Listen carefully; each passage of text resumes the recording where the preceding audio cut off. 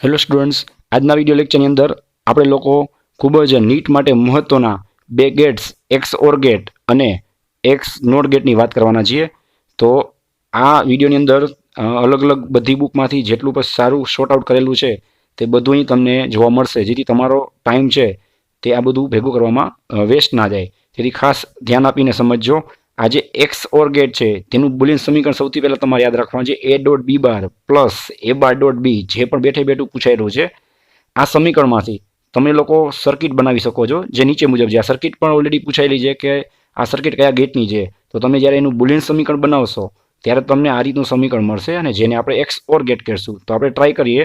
તમે જોઈ શકો છો કે અહીંયા એ અને બબલના લીધે બી છે એ બી બાર બની જશે અને આ એન ગેટ હોવાથી તેનું તમને સમીકરણ મળશે એ ડોટ બી બાર, જે અહીં છે, રાઈટ.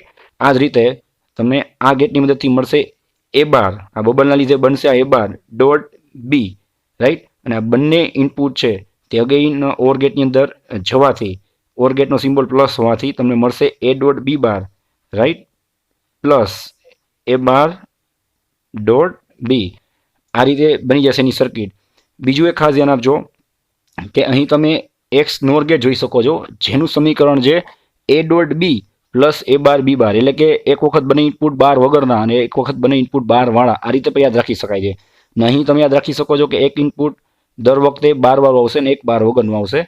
હવે આ સમીકરણ છે તેને તમે ઉલટાવશો, એટલે કે ઓબ્વિયસમાં એક્સ નોરનું તમે ઊંધું કરશો તો તમને એક્સ ઓર મળશે. આ જ રીતે એક્સ ઓરનું ઊંધું કરશો તો તમને એક્સ નોર મળશે. તો આ સમીકરણનું તમે હોલ બાર કરશો, રાઈટ, તો પણ તમે એક્સ ઓરનું સમીકરણ મળશે, જે પર ધ્યાન આપવા જેવું છે, જે તમને બહુ ઓછી ટેક્સ્ટ બુકની અંદર અથવા અલગ બુકમાં જોવા મળશે. હવે આ સમીકરણને અહીં ધ્યાન આપજો કે ઉલટાવેલું છે, એટલે કે એક્સ નોરને તમે ઉલટાવશો તો એક્સ ઓર જ મળવાનું છે.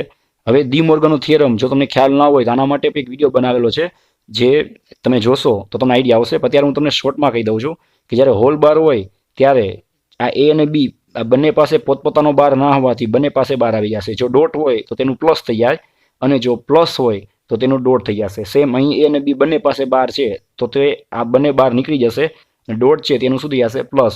અને આવું ક્યારે થાય? જો તમે ઉપરનો આખો બાર છે તેને રિમૂવ કરશો તો, જેને ડી મોર્ગનનો થિયરમ કહેવાય, જેની આપણે વાત બીજા વિડીયો લેક્ચરની અંદર ઓલરેડી કરેલી છે, જે તમને જોવા મળશે, રાઈટ.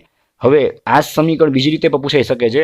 આ પણ એક ડી મોર્ગનનો થિયરમ જ છે કે આને તમે એ ડોટ બી નો હોલ બાર લખી શકો છો. કઈ રીતે તમને સમજાવું છું કે એ અને બી દરેક ઉપર પોતપોતાનો બાર નથી. જ્યારે આ હોલ બાર એટલે કે આખો બાર રિમૂવ કરવામાં આવે ત્યારે એ ઉપર બાર આવી જશે, બી ઉપર બાર આવી જશે ડી મોર્ગનના થિયરમ મુજબ, અને ડોટનું થઈ જશે પ્લસ.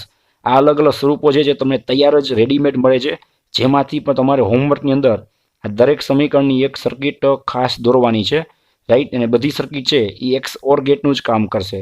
હવે આપણે આગળ વધી તો આ સિમ્બોલનો તો તમને ખ્યાલ જ છે કે આ એક્સ ઓર ગેટનો સિમ્બોલ છે, તેને આ રીતે દર્શાવવામાં આવે છે એ એક્સ ઓર બી. હવે તેનું જે ટ્રુથ ટેબલ છે તેના ઉપર ખાસ ધ્યાન આપજો. હવે યાદ રાખજો, આ બધા ઇનપુટ તમે જ્યારે આ સમીકરણની અંદર અથવા તો તમે આ સર્કિટની અંદર લગાડશો ત્યારે તમારે હોમવર્કમાં ખાસ ચેક કરવાનું છે કે આ રીતના નીચે મુજબના આઉટપુટ મળશે. હવે એક્સ ઓરના આઉટપુટ છે તે બહુ જ કામના અને જરૂરી છે. તો અહીં તમને આઉટપુટ દોરી આપું છું. જ્યારે બંને ઇનપુટ 0 હશે ત્યારે અહીં 0 મળશે, અહીં 0 મળશે, અહીં 1 અને 1. હવે તમને ક્વેશ્ચન થશે આઉટપુટ આવે છે કઈ રીતે? મેં તમને એનો જવાબ આપેલો છે કે આઉટપુટ છે તે આ સમીકરણ અથવા તો સર્કિટમાંથી આવે છે. હવે આને યાદ રાખવાની ટેકનિક શું છે ખાસ એના જો તમે અવલોકન કરી શકો છો કે જ્યારે બંને ઇનપુટ સેમ છે ત્યારે તમને આઉટપુટ 0 મળે છે. અને જ્યારે બંને ઇનપુટ તમે જોઈ શકો છો કે અલગ અલગ હોય તો તમને આઉટપુટ 1 મળશે. આવું શું કામ થાય છે તેનું રીઝન હું હજી એકવાર કહું છું કે ઉપર સમીકરણ કે સર્કિટની અંદરથી તમે બનાવી શકો છો. અત્યારે એની ગોલ્ડન લાઈન આ બંને બનશે નીચે મુજબ કે જો બંને ઇનપુટ સમાન હોય તો તમને આઉટપુટ 0 મળશે અને જો બંને ઇનપુટ અલગ હોય તો તમને આઉટપુટ 1 મળશે.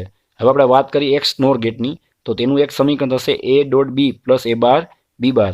આ જ રીતે એક્સ ઓર છે તેનું તમે ઉલટું કરશો તો તમને મળશે એક્સ નોર ગેટ. તો આ સમીકરણ છે તે અહીંયાથી આવી ગયું છે, તેને તમે હોલ બાર એટલે આખો બાર કરશો, રાઈટ, અને ડી મોર્ગનનો થિયરમ લગાડશો તો મેં તમને જેમ સમજાવ્યું તેમ એ પાસે બાર નથી તો બાર આવી જશે, ડોટનું થઈ જશે પ્લસ, રાઈટ. અહીં પ્લસનું ડોટ, એ ઉપર બાર છે તો તે નીકળી જશે, ડોટનું પ્લસ અને બી ઉપર બાર આવી જશે. અને હોલ બાર રિમૂવ કરશો ત્યારે જ આ પ્રોસેસ કરવામાં આવે છે. હવે આ જે સર્કિટ તમે જોઈ શકો છો તે સર્કિટ આ મુખ્ય સૂત્રની છે.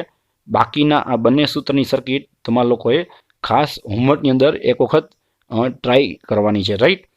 આ સર્કિટમાં તમે જોઈ શકો છો કે અહીં આ એન ગેટ હોવાથી એ અને બી આ ગેટમાં જશે તો તમને આઉટપુટ મળશે એ ડોટ બી, અને સેમ અહીં બે બબલ હોવાથી રાઈટ તમને એ બાર પછી ડોટ અને અહીંથી મળશે બી બાર, અને આ બંને ઇનપુટ અગેઇન ઓર ગેટમાં જશે એટલે તમને ફાઇનલી મળશે A dot B plus right A bar dot B bar, જે અહીં તમને સૂત્રમાં જોઈ શકાય છે. આ જ રીતે બીજા સૂત્રની સર્કિટ તમે બનાવશો જે બેઠી પૂછાઈ શકે છે આ કયો ગેટ છે, તો તમારે તેનો આન્સર લખવાનો છે એક્સ નોર ગેટ.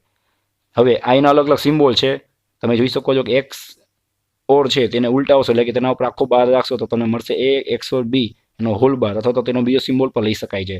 હવે તેનું ટ્રુથ ટેબલ ખાસ ધ્યાન આપજો. એ તો ઓબ્વિયસ વાત છે કે આના કરતાનું ટ્રુથ ટેબલ ઊંધું આવશે, એટલે કે જ્યારે બંને ઇનપુટ સેમ હશે ત્યારે તમારે લોકોએ મૂકવાનું છે 1 રાઈટ, અને જ્યારે બંને ઇનપુટ અલગ હોય ત્યારે તમારે મૂકવાનું 0. અગેન આનું રીઝન કહું છું કે આનું રીઝન છે આ તે બુલિયન સમીકરણની અંદર અથવા તો આ સર્કિટમાં તમે આ બધા ઇનપુટને એકવાર ટ્રાય કરશો તો તમને તેનો આન્સર મળી જશે. તો આ થઈ ગયું આ બંનેનું લોજિક. આમ એક્સ ઓર ગેટ અને એક્સ નોર ગેટ છે તેને તમે જોઈ શકો છો કે બંને ઇનપુટ સેમ હશે રાઈટ તો તમને 0 મળશે, અને બંને ઇનપુટ અલગ હશે તો 1 મળશે, જે થઈ જશે એક્સ ઓર ગેટ. અને જો બંને ઇનપુટ સેમ હશે તો તે 1 આપશે, અને જો બંને ઇનપુટ અલગ હોય તો તે 0 આપશે, તો તે બનશે X NOR gate right. Thank you.